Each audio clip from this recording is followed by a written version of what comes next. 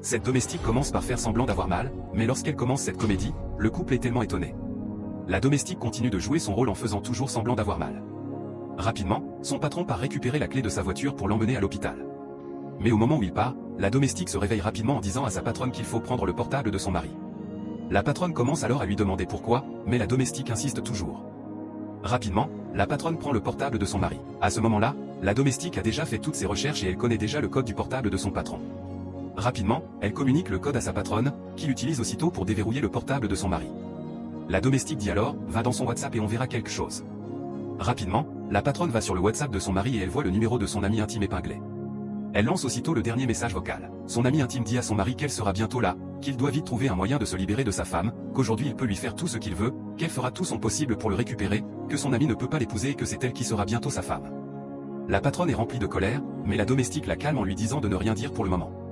Au moment où le mari revient, elles font rapidement semblant de ne rien savoir et la domestique recommence à jouer son rôle. Lorsque le mari s'approche d'elle, la domestique se réveille encore et dit à son patron qu'elle va bien maintenant.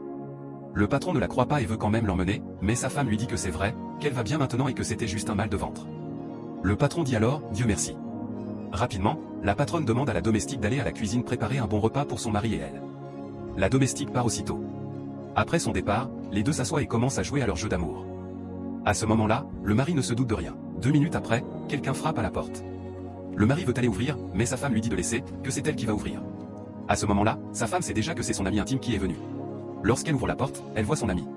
En la voyant, celle-ci a tellement peur, mais la femme lui dit de ne pas avoir peur et d'entrer simplement. Elle entre. Lorsque le mari la voit, il commence aussi à avoir peur.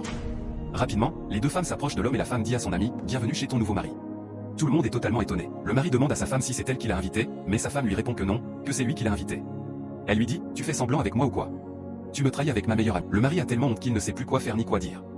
Sa femme continue en disant, « Avec toute la confiance que j'avais en toi, tu m'as trahi en sortant avec mon ami intime, qui est même prête à te récupérer. Tu as joué avec mon esprit. Je ne peux jamais croire ce que j'ai vu aujourd'hui. En plus de ça, j'ai lu tous vos messages jusqu'au point où tu paies son loyer. Pourquoi tu me fais tout cela? Tu es tellement méchant. » Le mari commence à demander pardon. Elle s'adresse ensuite à son ami en disant, « Toi, tu riais avec moi, mais tu me poignardais dans le dos. Je t'ai fait confiance en te présentant mon mari, et voilà ce que tu fais derrière moi. Tu viens dans ma maison, tu manges ma nourriture et tu couches avec mon mari. Tu veux lutter contre moi? D'accord, pas de problème. » Son ami commence à demander pardon, mais elle lui répond qu'elle l'a déjà trahi avec son mari à plusieurs reprises. Elle lui dit qu'elle va lui montrer quelque chose, puis lui ordonne de sortir, disant qu'elle va régler le reste dehors. L'ami commence à avoir peur et demande au mari de l'aider, mais la femme la fait sortir de force. À toi qui regardes cette vidéo, que le Seigneur Jésus-Christ vous épargne de ce genre d'amis dans votre vie. Que le Seigneur Jésus-Christ vous donne des amis qui vous conduiront vers vos bénédictions, au nom de Jésus-Christ de Nazareth. Crois-le, tape Amen dans les commentaires, partage cette vidéo au maximum et n'oublie pas de t'abonner.